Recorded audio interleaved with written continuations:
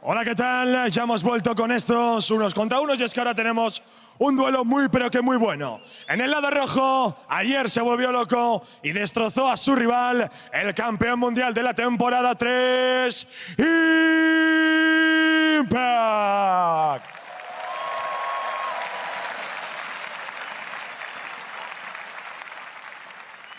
Y para el equipo hielo, a veces el amor duele, es ClearLove.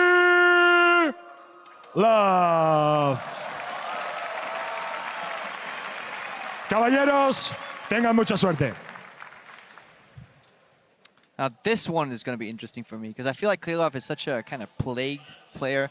Even in the Lee Sin, like one for all match, he was kind of struggling, lagging behind. Isn't really known for his mechanics, but he's still here, you know, in the second round. And he beat Bjergsen, right? Like, so this is out of all people, yeah. Yeah, it's something where these guys, even though there are differences, the differences are not big enough that if you make a mistake, the other person can't win, right? And Bjergsen did make that mistake. He capitalized on it. And going up against Impact, on paper, that should be a lot easier than Bjergsen was. And it also kind of confirms there's this hypothesis that 1v1 is all about mechanics. But a single decision made at the right time will outweigh any mechanics to outplay it. You know, that is also why certain players that are seemingly weak are just much highly ranked in solo queue, for example. Because if you know what to do, you can put your opponent in a position where no mechanics can get him out of that. Yeah, I actually think it's much more about intelligence within reason, right? If these two people, one person doesn't know how to click his buttons, obviously mechanics are going to matter. But I mean, within this realm of possibility, it's much more about intelligence. Do you have the right build, the right strategy? Do you know when you will win the fight? And a lot of times, these guys don't, right? They don't have the experience. They're just here having some fun. And other people are taking it super, super serious. You know, we know Reckless has been grinding 1v1s. He wants to win this. Yeah, and he has the training partner in Soas as well. ClearLove does a good thing here, though, banning the Azael. That is a super annoying champion to play if, like, that goes into the nitty-gritty of mechanics whenever you're playing with the Azael.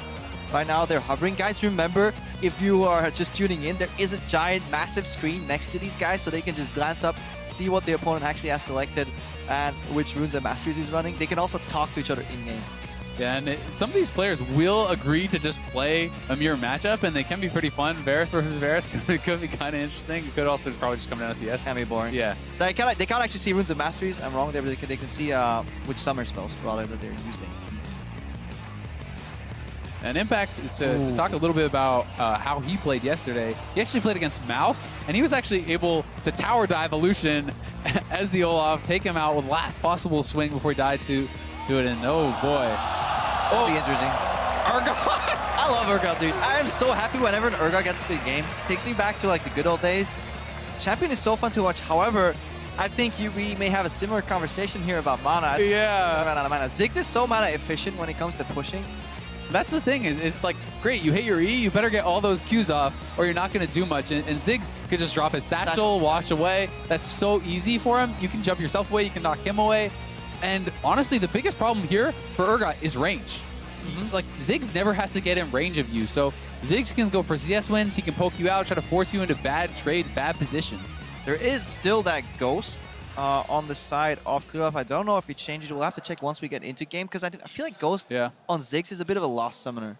Yeah, I mean, he had Ghost, he had Heal. Yeah. Well, I'm not sure if he is going to actually stick with that, but... Because the range is pretty... Once the E is applied, say, like, when do you want to pop Ghost? Only when E is kind of applied already. You're not going to Ghost out of a flying E anyways. At that point, it might be wiser to just walk up to him and exhaust him. Yeah, I think, honestly, if he is going with those summoners, he's 100% just going for a CS win. Yeah. Like, he's basically just saying, I'm going to run away when you run towards me. I have heal to survive any all-in, and it is going to be exhaust barrier. So super defensive masteries makes more sense than that heal, I do think, and the Ghost. But still, I think it's the same principles that are going to apply here. I do think we're going to see ClearLove trying to stay back. And we were researching ClearLove's runes earlier already, and we looked at the pages like, what the hell is this going to be? It's ability power galore, 26 in total, flat armor, but then attack speed out of nowhere on like a mage. It actually shows you that he was ready for Ziggs. This is the champion that he wanted to play. This isn't no reactionary pick here. Now look at his match history as well. No Ziggs game either, so he was hiding this pick very, very well. Showing some Rengar and some Eve in his like match histories. But he may have, I think he doesn't have masteries. Oh no. I think he legit forgot to build masteries. He has 0 pages active. Oh boy. Yeah. Oh, ClearLove. That is unlucky.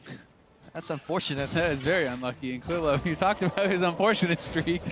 Well, apparently it continues. We'll see if it's going to come into play or not, if he's going to be able to make do without it. But obviously, not having masteries is a pretty insane disadvantage if we do have that right. All right, let's see what he does then. Uphill battle if it's true. Yeah, I mean, I think going for CS win then becomes kind of more the only option, but it becomes much more difficult. You don't have a mono regen mastery. You don't have really much. You don't have anything. No Tunnel Lords. There's no mana regen. There's no Green Farthest Gift, which is super strong on Ziggs, especially on this map, right? Yeah. Where you can non-stop just be jumping in and out. And it's the only mastery on that tier that's really going to do much for you. So Impact actually had a quick glance at his runes. He's running mana regen on his blues. On 6 blues, 2.0 mana regen in total. It's a page that some supports tend to use. He'll need it because, as you'll see right here, that trading pattern is going to be costing him quite some mana later on. Yeah, I think that's actually really smart. And on these champions that have relatively low cost abilities like the Q and stuff, even just a couple of those mana regen blues can make an insane amount of difference. All right, we just got confirmed he has Tunnel Lords. Okay. It was just a glitch in the system. Yep. Refresh the page. Thank God.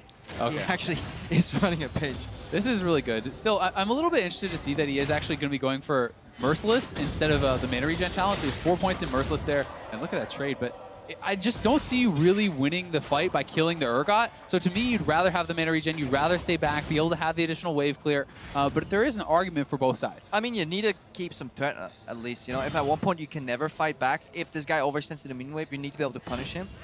He probably has good rally control anyways, and may just build more Dorans. Yeah, so we will see if the mana does come into play, but still, obviously, there's arguments on both sides. I just think 4% extra damage under 40% HP is not worth being able to spam out a couple extra spells, right? Oh. You know, if you hit one extra spell, one extra satchel, that can be more than the difference there. Yeah, definitely if it's kind of a death of 1,000 cuts. Really good connection here by Impact. The Ignite! Too.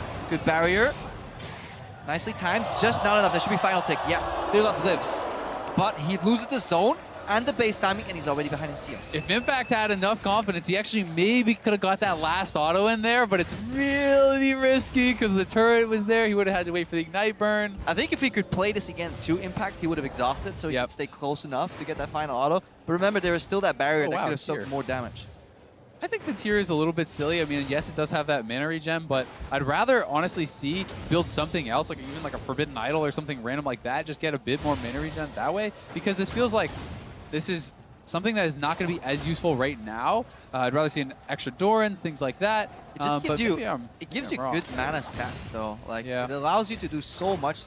If you need to like unload a full mana bar on the Ziggs, ClearLove has shown that he can't even be competitive in trades. Like the Ziggs counter damage is not big enough, and this is just Impact's wheelhouse. And the beauty of Urgot as well, that he can poke so much while freezing a wave.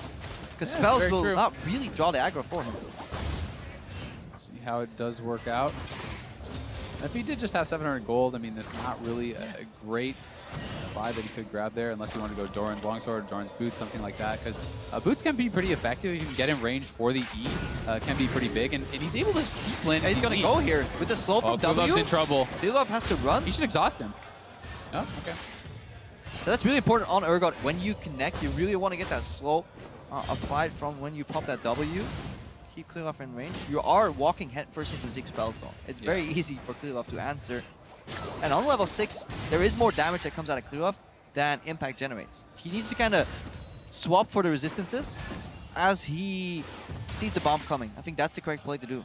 Yeah, I mean, the thing is, with that ultimate, it's flat damage reduction now. You know, it's a percentage damage reduction. That on top of the exhaust is going to nullify so much of the damage. And we have seen, it seems like, oh, this would never happen, but you could swap them into the turret. We've seen things like in the Smeb game, right, where we saw a pull onto the turret, end a game. The same thing can happen here if ClearLove kind of slips up even for a little bit, or even if you can swap him into a cannon wave of yours, for example, and make him fight you there.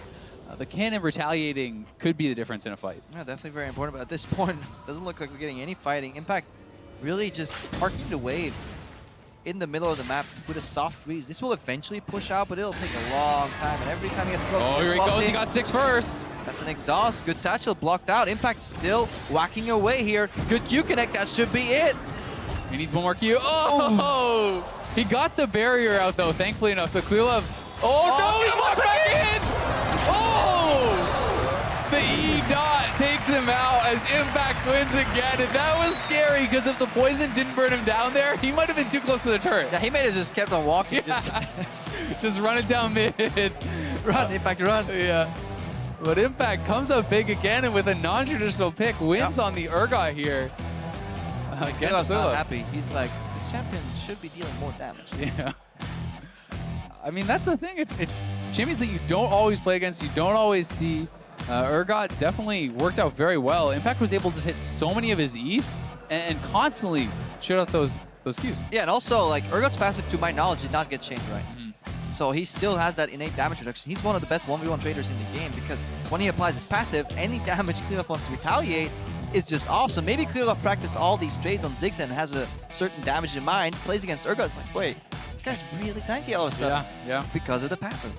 And once again, we talked about not respecting the ultimate. He was too close, right? Yep. He's not kind of counting the minions. He's not really keeping in track. The fact that Impact had more XP, was ahead there. He hits 6 first, lands the ultimate, and then it's so hard for ClearLove to really win from that situation because Impact got on the right side of the satchel, so he can't satchel them away. As long as you stay with the Ziggs, he can't separate you. Definitely. If it's double satchel, same direction, you're winning out. And that goes back to the way Impact played it earlier. Had a really couple strong pokes and zones, which got him a CS advantage in terms of solidifying the first base. But also, I think he denied a little bit of experience, which means if you hit level 6 first, you have kind of half a level of buffer combined with a frozen wave there. That's what he got from zoning so well in the early game. And that forced ClearLove to step up because he was getting denied much more XP. Every single minion that was dying got too close, just like you said, swapped, and then Satchel did not work out. And Impact has been known for crushing in these 1v1s in the top lane. Obviously, most people, I think, are expecting the mid laners to be the ones who are smashing through this, but it hasn't been the case so far. And Impact is in the quarterfinals now, and he's doing very well. That's one thing where AD carries and top laners have a little bit more knowledge. It is in just trading in the wave, honestly. On bot lane, obviously, there's support interaction, but on top lane, you're playing on an island. You definitely are more cognizant of what an auto attack does to the wave positioning and how much damage minions deal. Because in mid lane, so often you're playing wave mages rather that kind of AoE with spells. Spells do not draw minion aggro. Auto attacks do. So top laners, technically in that instance, have a bit of an advantage. Yeah, definitely. And I do think that there are a lot of mechanically very difficult top laners to play as well. Like, obviously, the famous ones are more the assassins in the mid lane and stuff, but there is still a lot going on in the top lane, like as far as mechanics. You know, even playing champions like Echo and stuff, there can be some pretty impressive plays. But I believe we are going to send it back to stage, and we're going to find out who's coming up next on Murder Bridge.